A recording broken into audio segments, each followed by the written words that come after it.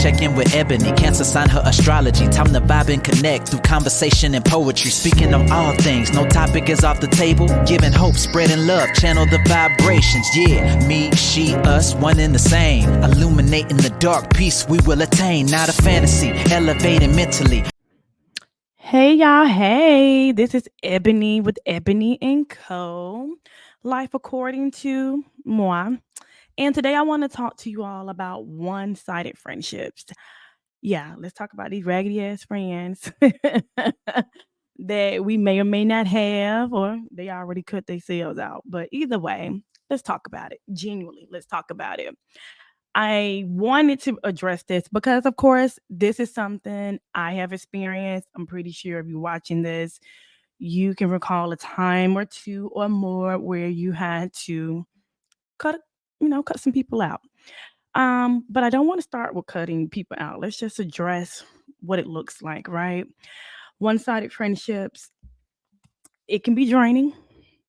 But a lot of times you don't realize you're in one until you notice the scales are unbalanced. You notice you giving out way more than what you're getting. Let's just say that, right? And I wanted to address it because I've experienced it more times than I should count.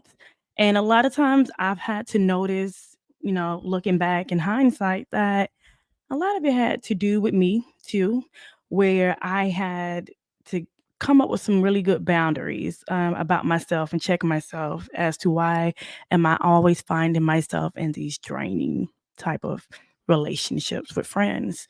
Because I noticed over the years, me by nature, I'm a giver. I'm a good friend. At least I think I am. I try to do things in a way where let's just say I grew up under the guise of you treat people how you want to be treated. And a lot of times I moved from a place of treating people how I felt like I needed as a kid. That's a whole nother therapy thing for another day. But I just moved that way. So with that being said, you find yourself being around people who just take. And a lot of times they are people who are just simply unaware, not aware that they are doing this, and you kind of have to check it. There does come a time where you can check people like that, and if they are not aware, they'll take offense to it. So I know in my own personal stories, when I've come into these circumstances, I just know it was always people who left me drained.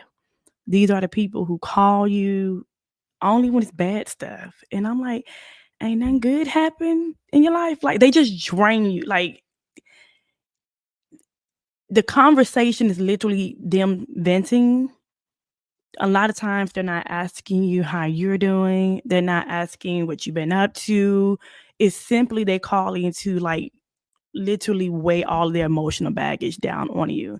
And I've noticed in those circumstances, because me being, a fixer, oh, I don't mind. But let's be honest, a lot of times it turns into resentment. And you find yourself sitting in a circumstance where it's like, well, if I'm always listening to this person or being there, I'm showing up, I can answer 2 a.m. call, I can come over. But then you notice when you're going through some things, they ain't calling you. And when you do say, hey, I've had XYZ going on, they're not responding, they're not engaging in your life as you would when they're going through a crisis. I recall looking back when my brother passed last year. There's a lot of people I still ain't heard from. You know what I mean? And there's a lot of people I ain't heard from since then. So that also puts things in perspective when you're going through a lot of these life challenges, and you look around and you see the lack of people who have not shown up. So moving forward, I just want to go over some signs that I notice when it comes to these type of friendships. And I came across a really good article here, and it has some really good guys like feedback. And it says 13 signs your friendship is one-sided. The first one is what I just spoke of, which is your friend is an emotional dumpster. That's self-explanatory. I really wouldn't have to go into that. But number two would be you feel resentment towards them. I just spoke on that because a lot of when they drain you like that and you keep, you know, just listening to it and you helping them, and then you realize you're not getting that back, you just angry. Now you're mad. And honestly, the only person you could be mad at is yourself. Especially when it continues to happen, because it's one thing if they don't acknowledge what they're doing, well, don't care. But you have to take care of yourself. You have to make sure you are mentally well when off the phone with people. Like, you should not be drained when you get off the phone with people. Number three, they never ask how you are. Just said that. Um, the example, some friends may simply lack self awareness, which is what I stated, not realizing they're an emotional dumpster but still care about you. However, if they never ask how you're doing or whether you're okay.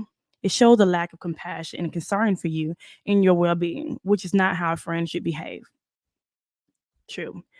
Number four, I believe it's the conversation revolves around them, which is something I've noticed. If you honestly, if they're always venting, it's not a conversation.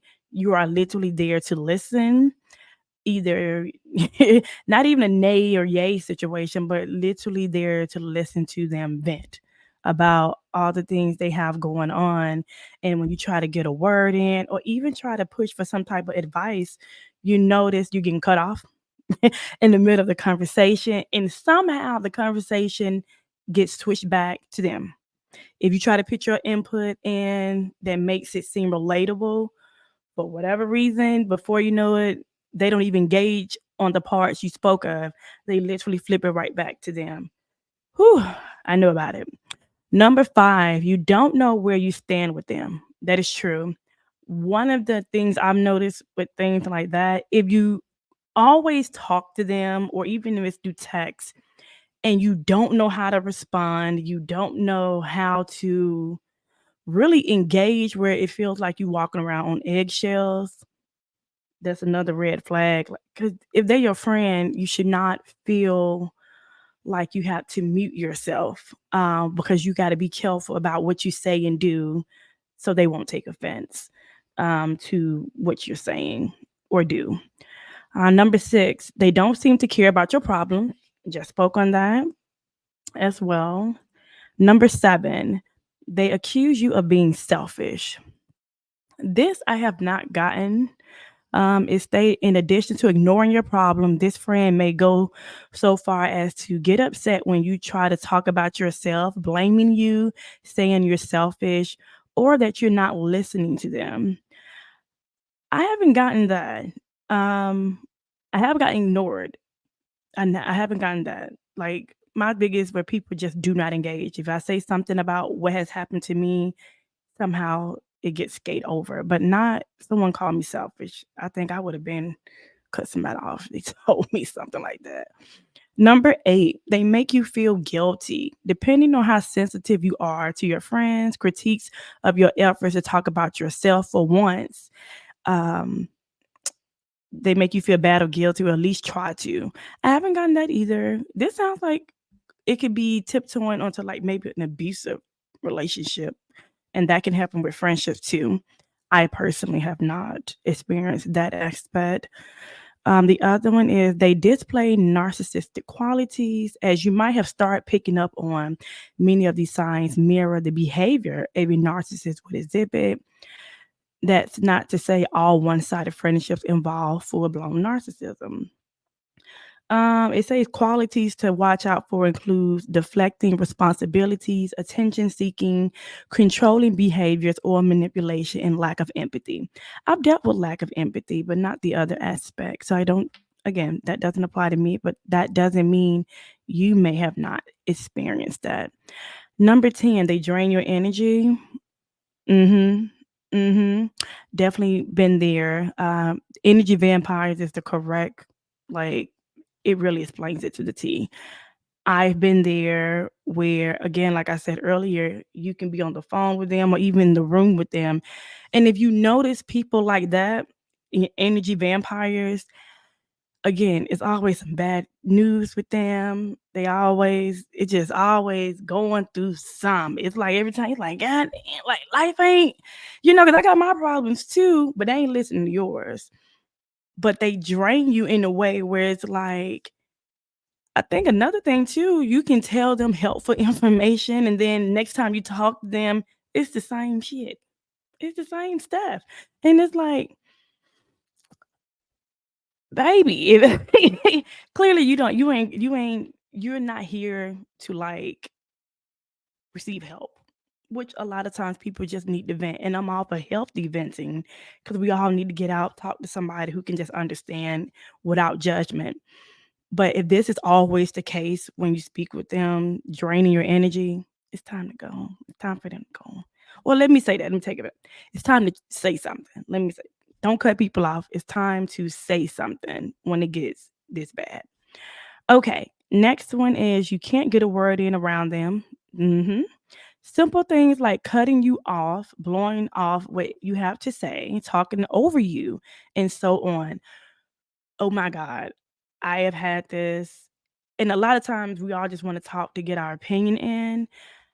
But with this type of dialogue, when it's like you trying to like get in and they just keep cutting you off or they keep just interrupting you and you realize both of you all are talking. Both of you all are talking and no at that point nobody's listening to each other. You know what I mean? And for me, who, tends to be a problem solver, that is annoying. That is annoying. And stuff like that, I've noticed when I come across people like that, I don't talk to them a lot. When I'm around people like that and those who I've kept a hold on to for whatever reason, I do not talk to them often. These are not what I call my everyday people. These are my maybe once a month people because you drain me. Number 12, they don't care what you have to say. Kind of touched on that earlier. If you offer sound advice or suggestions to a friend talking about their problems, let's see, the friend won't even consider hearing your advice, let alone taking it. They may even turn it on into a fight or an argument and accuse you of not listening and being unfair. I haven't gotten that, but the first half of that for sure. Number 13, their presence may make you feel physically ill. Annoyed, but not ill. I have not experienced that, but if that applies to you, that's definitely a big red flag to address with them directly.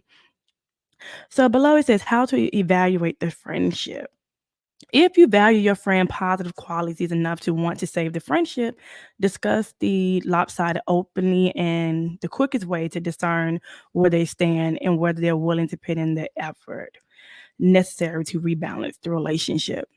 I do agree with that. If this is a friend, even if it's something long term, short term, whatever the case may be, if they're your friend, the first thing for all things, whether it's a friendship, a relative, or just your person, whoever you're in a relationship with, communicate that.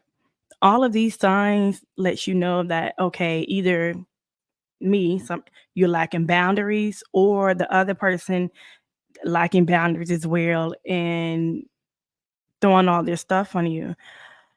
If they value you as a friendship, they will want to discuss that because most friends do not want to see their friends in a hurtful way. They don't want to know I hurt my friend, by throwing all my things onto them because a lot of times people are not aware, right? Another thing with communicating, with trying to get your points across, I've noticed is when it comes to friend dynamics, a lot of us have different expectations of one another that's never discussed. Most people really don't discuss that in their friendships. That may be something to discuss because, again, in a lot of ways that we may have become friends, a lot of times, we grow apart. Things we may like once, we don't like, at different times in our lives. So things like that do need to be addressed. And a lot of times it might provide clarity. The only time where, if you get some pushback or if someone's like trying to deflect, that should be alarming to you to like okay, if I'm trying to address this and my friend is not trying to take in what I'm trying to tell them, that could be you might need to let them go. And I would say use that as last resort. Like it shouldn't be the first thing like, "Oh, they getting on my nerves and every time I talk to them, they this and they that." Like, no, communicate. Because a lot of times people do be going through a lot of things. They are not aware. And if you don't say nothing, nothing gets resolved. And then you're sitting up there mad. And then more than likely that person is going on to the next person to do exactly what they did to you. And then they would continue and because nobody says anything because everybody just dropping people off, not communicating. And that's just never a good thing. Here's some other good tidbits it offered. It said to consider when you speak with this person who you have an issue with, keep in mind like, do you feel good around this person? Do they make you a better person? Do you have fun with them? And are they adding to your life or are they draining from your life?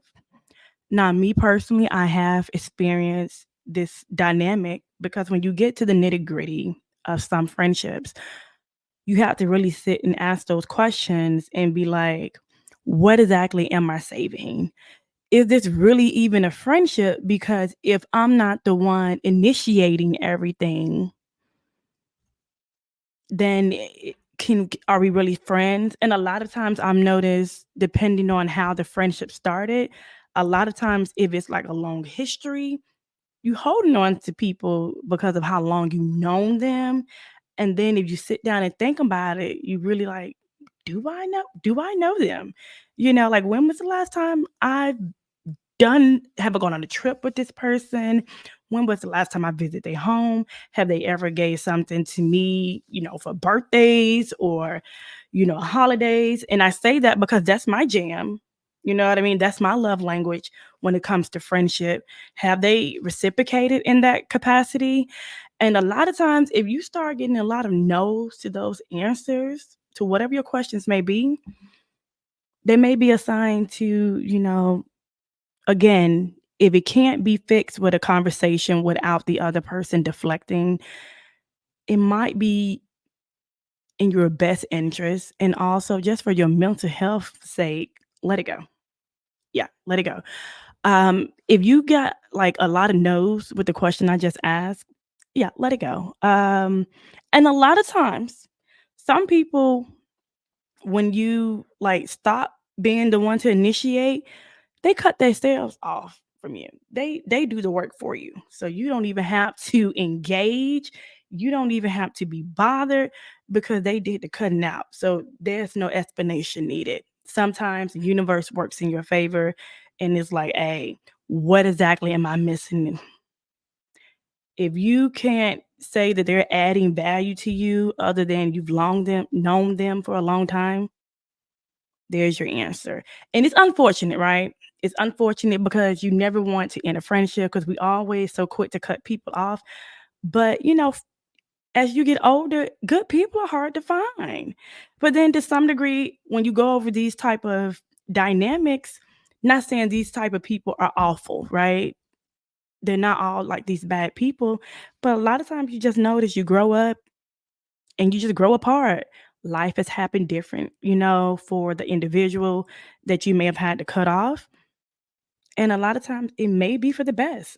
Like it doesn't have to end in this awful way where, people got to start slinging mud and talking about people and all of that stuff. Sometimes the universe just be like, I got you. I got you. Like, you know what? I'll do the hard part for you. And you notice, honestly, if you've been in a situation where a friend has been cut off, life is a little bit different. You know what I mean? You don't feel as drained when you're talking. You're like, oh, I ain't got to worry about this person calling me because guess what? You ain't gonna be calling them and vice versa. And it's like there's one less headache, one less person you're gonna be on the phone with that's draining your energy, making you feel some kind of way. And life moves on. You wish them well and hope for the best. Also, with that being said, I want to let you guys know about the website for Ebony and Co. So this is my website. Look at me all chocolatey and cute, for the chocolate girls. Yeah. So you click on read all about it on my website on ebonyandco.com. And I do have a little article there about one-sided friendships that you can click on and read about it, read all about it. I would love to hear you guys' feedback about it. You can like, comment, and share. I would love if you guys engage. Just keep in mind this is a community that I want to like get these type of topics discussed. I talk about things that mean something to me, things that I've experienced personally, and a lot of times I'm sure I'm not the only one going through this or have experienced this. So if you enjoy what I discussed today, definitely check me out on all social platforms related to ebonyandco.com and all on social media. I appreciate you guys for listening. And till next time, bye.